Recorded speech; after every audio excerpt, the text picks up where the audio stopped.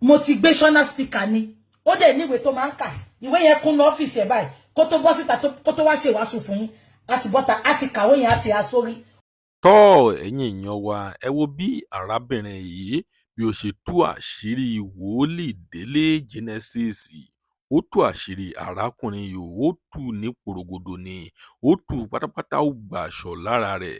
Ẹ gbìyànjú láti wo fídíò yìí láti bẹ̀rẹ̀ títí dé ìparí torí ọ̀pọ̀lọpọ̀ ọ̀rọ̀ ni arábìnrin yìí sọ àti ọ̀pọ̀lọpọ̀ ẹ̀kọ́ òun náà ni àwa náà máa kọ́ nínú fídíò yìí torí wípé àwọn wòlíì tí ó máa ń tọ̀yàn jẹ àwọn wòlíì tó yẹ wípé end time wòlíì ni wọ́n kí a má ṣe kó sí páńpẹ́ wọn o. Ẹ gbìyànjú láti wo fídíò yìí láti bẹ̀rẹ̀ títí dé ìparí torí ọ̀pọ̀lọpọ̀ ẹ̀kọ́ la máa kọ́ ń bẹ̀. Tó bá jẹ́ ìgbà àkọ́kọ́ tí ẹ̀ ń wo fídíò wa nìyí ẹ jọ̀wọ́ ẹ tẹ subscribe button ó ti yá o.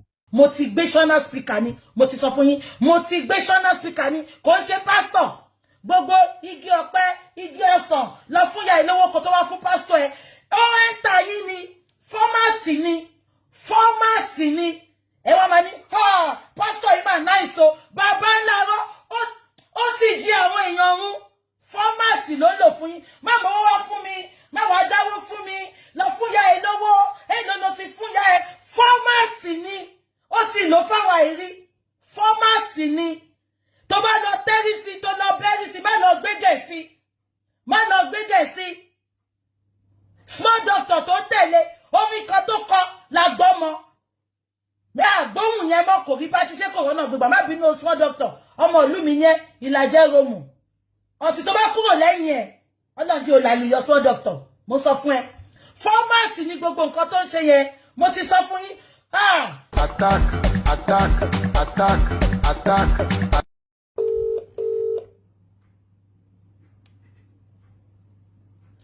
Hello sis, kò sóhun yín ta. Mo wà lórí internet, ẹ jọ̀ọ́ nítorí Ọlọ́run. Ẹ bá mi wá news tí Genesis tó ti fraud woman tó fraud yẹn tí gbogbo wa ṣẹ̀ṣẹ̀ wá rí pé fraud woman yẹn tó fi wọn lọ sẹ́wọ̀n ẹ jọ̀ọ́ because many people sọ pé mi ni mo wọn lọ sẹ́wọ̀n. Mo dẹ̀ fẹ́ ka news yẹn fún wọn láàárọ̀ yìí because ó kàn fún mọ́mọ́ fẹ́ sọ bẹ́ẹ̀ ni. Ẹ jọ̀ọ́ tẹ́ bá ní ẹ bá mi send sí WhatsApp fóònù tí mo fi ń pè yín. Ẹ jọ̀ọ́. Ẹ jọ̀ọ́. News ṣe pé news yẹn kọ́kọ́ wà kó tó wá di pọ́n wọn lọ sẹ́wọ̀n. Bó ṣe kíni news yẹn tó fi jẹ woman yẹn lówó yẹn bá mi send ẹ jọ̀ọ́. Tẹ́ bá ní ẹ send sí WhatsApp please. Ẹ má bínú. But ṣé jẹ́ kí n máa sọ lọ. Ṣé ń gbọ́? Ikú ló máa pa ìyá ẹ ìwọ tó ní your own instrument yẹn o ní rí bá ti ṣe ò ní rọ́nà gbígbà. Take your time to see it. Yeah, do you know what? Let me tell you something. Nobody can shut me up. Ṣé nǹkan tí mo sọ yé yín? Nobody can shut me up. If you see them lying, they just want to lie. Olórí burúkú ìyá àbàjọ àṣìírè obo property seller yẹn. Ìyẹn náà gbé mi síta ìwọ ló ṣe ọ̀rọ̀ yẹn ti ẹjọ́ mi lójú ẹni tí ò ní làákàyè ẹ̀ ó ti fi ba ọjà ọlọ́jà jẹ́ àṣírí lẹ́nu ẹ̀ ìwọ tó bẹ̀ mí lẹ́yìn ọ̀rọ̀ Genesis ó ti gbàgbé pé ó bẹ̀ mí ni tó sọ pé woman kan tó wà pẹ̀lú ọ̀rá gùtàn àwọn ló sọ pé kò bọ́ta kò ṣe ṣó kò parọ́ mọ́ mi ibo lẹ bá fọpọlọ yín síná. Clark said his case is everywhere. Exactly. Hello ka Google. If I see it, I will post it on my wall for everybody to see it. So I don't know why people keep lying on me. BJ ló ń ṣe wọ́n. Now ẹ jẹ́ kí n sọ nǹkan tó ṣẹlẹ̀. Ó ti jẹ́ woman yẹn wà ní ìlú òyìnbó. Woman yẹn àtọkọ ẹ̀ wà ní òyìnbó. Baby náà ṣe jẹ́ victim scam ẹ̀. Ló scam woman yẹn náà. Woman yẹn fẹ́ ralẹ̀. Ó ní kó wá ralẹ̀ sádùúgbò òun. Woman yẹn kó a lot of owó fún. About 11 million. Lọ́dún yẹn about 20 years ago. Woman yẹn kó 11 million fún kó bóun fi ralẹ̀. Ìgbà tí woman yẹn dé Nàìjíríà, ṣé ń gbọ́ mi? Woman yẹn sọ pé ó ti kọ́ church sórí ilẹ̀ tó fi wọn mú. I don't like it. When you tell me they want to distract me from Mohbad's case, I'm not going to be happy with you. Please, I don't like it. You cannot control my platform. You can go to your platform and do Mohbad's case. I've told you when I started, I said I will still go to Mohbad's case. But let me talk. Please. Everything, don't talk. They want to distract you. Our family olórí burúkú Mohbad yàtọ̀ sí bàbá Mohbad. Ṣọ́ọ̀ṣì ayé wọn ni. I've told you I'm a blogger. I'm not Baba Mohbad's blogger. I'm not Mohbad's blogger. I am blogger to everybody. Please, don't be telling me you want to be distracted. She be stupid ni at almost 50. Minimum, she be jọra gutan lójú yín ni. Topolo e tó fin tẹ́lẹ̀. Ma de ma sọ̀rọ̀ ma ni they want to distract you. She mo nǹkan tí mo ti là kọjá ni. Tó sì jẹ́ kó distract mi. En tí ó ṣe family Baba Mohbad gan kò lè là kọjá a sọ pé wọ́n ṣe mọ́. Ẹ gbàgbé. Ẹ jẹ́ ma sọ pé they want to distract you. Number. Mama sobe mo, I don't like it. I don't, please. Mama sobe mo. Nǹkan tí mo ti là kọjá nínú justice for Mohbad gan. Bàbá mo àwọn family Mohbad gan. Gbogbo èyí tẹ́ ṣe justice yìí, ẹ lè la wọ́n tẹ́ mi tẹ́ tí wá sọ̀rọ̀ fún yín tán. Kò ṣe nípa èmi o. Mi tí wá sọ̀rọ̀ fún yín, tí bá sọ̀rọ̀ fún yín, ẹ̀yin gan ma ní ẹ jẹ́ ká dá justice sílẹ̀ ká má ṣe mọ́. But I'm able to manage everything. My dad was so I'm undistracted. Nobody distract me. It's justice. Nobody can distract me. Nobody can distract me. I just can't sorrow me. Most of all, I don't want to be Genesis of someone. Show me the Mongol someone. I'm not even reading it. Told you me lost it. I just can't sorrow. Now, Kawatomo, woman, you want to know Ibo, woman, you send your see. Kobo Rale, big boy, you send the come by you Rale.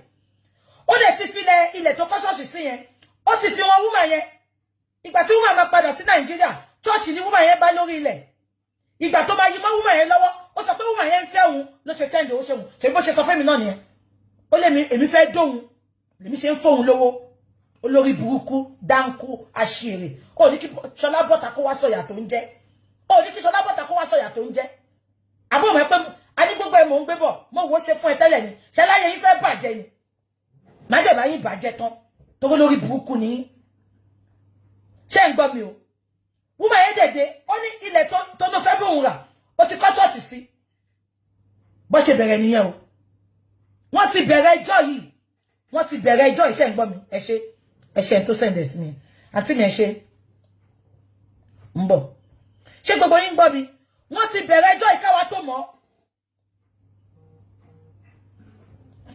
okay thank you sis.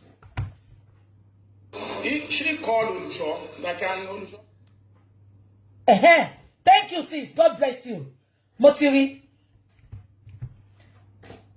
Ma play fún yín sìn. Ṣé kan tí mo sọ yẹn? Obìnrin yẹn dẹ̀ gbé lọ sí court. Wọ́n ti wà lórí court yẹn bí 10 years. Káwa tó join church ẹ̀. A dẹ̀ join nìyẹn. Èmi rẹ̀ tẹ́ ń wò yìí. Èmi ń gbèjà ń gbà yẹn pé kò ṣẹlẹ̀. Mo dẹ̀ lọ́ka mo ń bọ̀.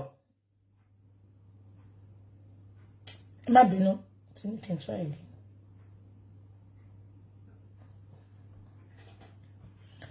Ṣé nǹkan tí mo sọ yé yín? Ṣé nǹkan tí mo sọ yé yín? Àṣọ ti ní court case. Now, ṣẹlẹ̀ pé mi dẹ̀ ti bọ́ta gbogbo ìgbà tó ń lọ court, wọ́n tún wá gbé lọ court. Gbogbo ìgbà tó ń lọ court yẹn, èmi ti bọ́ta pé oníjìbìtì ni o, kẹ́ má tẹ̀lé o. Arábẹ́ ṣe máa sáì jẹ́ náà ní tẹ́tún máa kó bá. Ṣé ń gbọ́ mi? Èmi wá bọ́ta pé bó ṣe ń lu jìbìtì ni ó lù mí jìbìtì ó lu gbogbo èèyàn jìbìtì o ìwà tó wù ní yo rapist ni o ó máa ní omi iye ni o ṣe bí gbogbo ẹ mo sọ àtúgbé padà wà náà mo dẹ̀ àǹtí mi àǹtí mọ́rin máa pè yín tí bá ṣe tán gbogbo nǹkan tẹ́ ní lọ́wọ́ ẹ̀kọ́ fún mi mà àtúbẹ̀rẹ̀ láyé ọjọ́ máa pè é láti bẹ̀rẹ̀ kí gbogbo yín tẹ̀ mọ story kẹwàá mọ story abẹ́ ẹ̀gbọ́n mi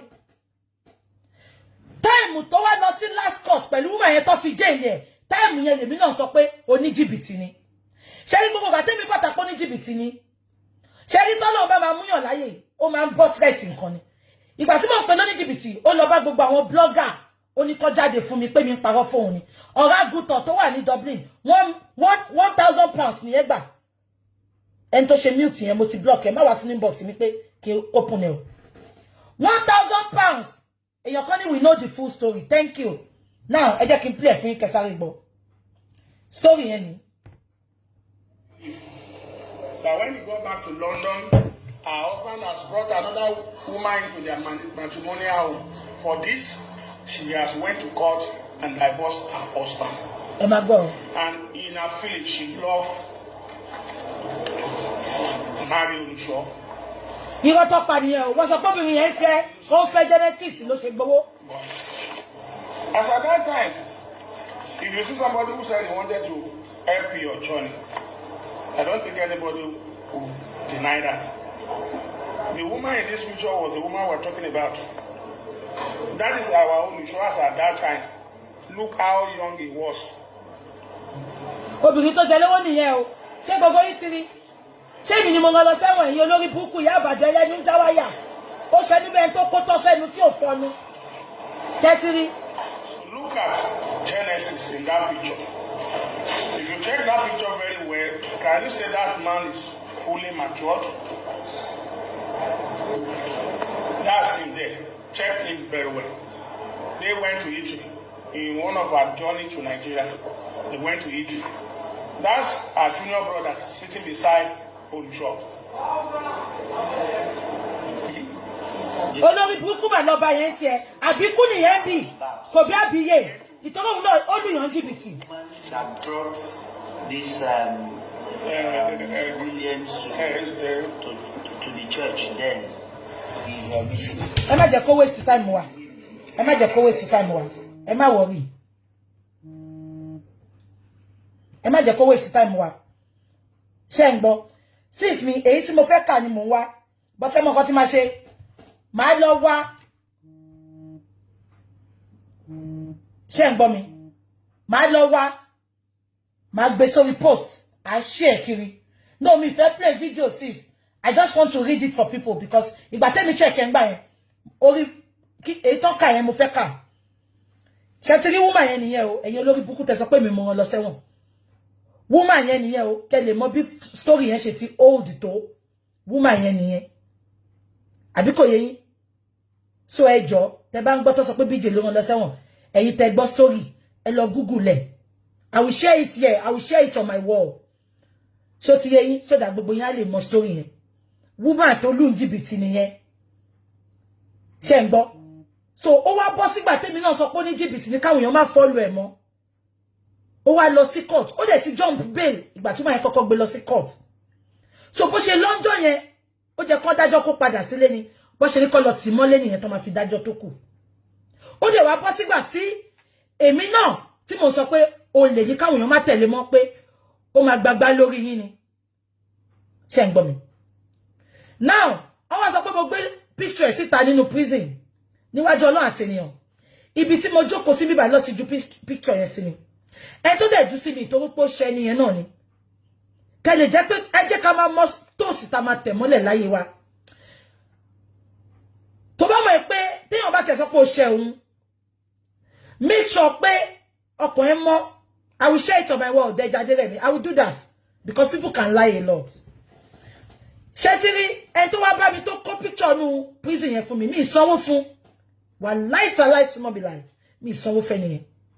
Ẹni yẹn wá inbox mi nígbà tí mò ń ṣe show Genesis. Ó ní Genesis lu jìbìtì fọ́kọ òun náà. Ó lọ́kọ òun ṣẹ̀ níbi iṣẹ́.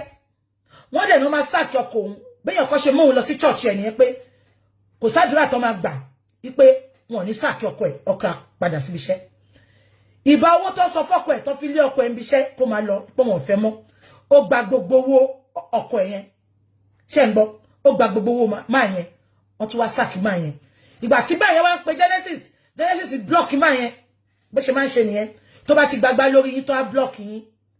Ṣé ń gbọ́ mi? Ó block máa yẹn. Níwájú Ọlọ́run àtẹ̀yàn, máa yẹn ló wọnú inbox mi.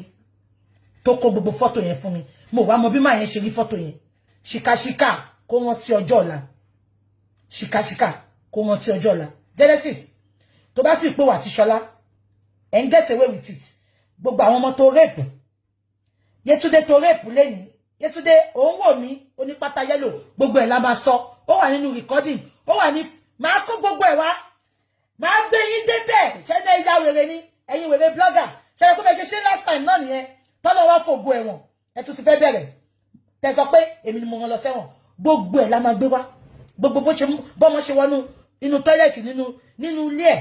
Nínú ọ́fíìsì ẹ̀ tó ní kọ́mọ lọ mú nǹkan fún òun bathroom tọmọ bẹ̀rẹ̀ tó fẹ́ mú nǹkan tó ṣì díẹ̀ sókè tó fa pátá yẹ́lò tó já wálẹ̀ gbogbo ẹ̀ là ń gbé padà bọ̀ gbogbo fake miracle gbogbo ẹ̀ ni mo ń gbé padà bọ̀ fún yín ẹ má wọ́rì ẹ fẹ́ ká débẹ̀ ni mo ti bi àǹtí mi mọ́rin kọ́lọ̀ bá mi dúró kọ́lọ̀ bá mi máa pè wọ́n ti bá ṣe tán sìn gbogbo nǹkan tán ní lọ́wọ́ kọ́kọ́ fún mi àwa dá sí gbogbo ayé series la máa fi ṣe ṣẹlẹ̀ ya wèrè ni mi ti ní mo fẹ́ débẹ̀ tí bá ṣe tán máa débẹ̀ but mama débẹ̀ mama dé justice ṣé ń gbọ́ mi ẹni tó lo jìbìtì fún ẹni yẹn ló da fọ́tò fún mi ní ìwà mọ̀ bẹ́ẹ̀ ni yẹn ṣe rí ẹni yẹn ní ìbá owó tó jẹ́ kóun fi tọ́jú àwọn ọmọ òun ó gbà lọ́wọ́ òun ó lò ó máa fún òun níṣẹ́ ó ní bó ṣe gba owó yẹn tán ó blọ́ọ̀kì òun ṣebí gbogbo yín gbọ́ lady ọmọ ní tíátà náà tó gbowó lọ́wọ́ ẹ̀ tó lóun fẹ́ ralẹ̀ òun fẹ́ bá ralẹ̀ ṣèbó rí íńtánẹ́ẹ̀tì láti wá play voice lady yẹn tí lady yẹn náà sọ pé ó blọ́ọ̀kì òun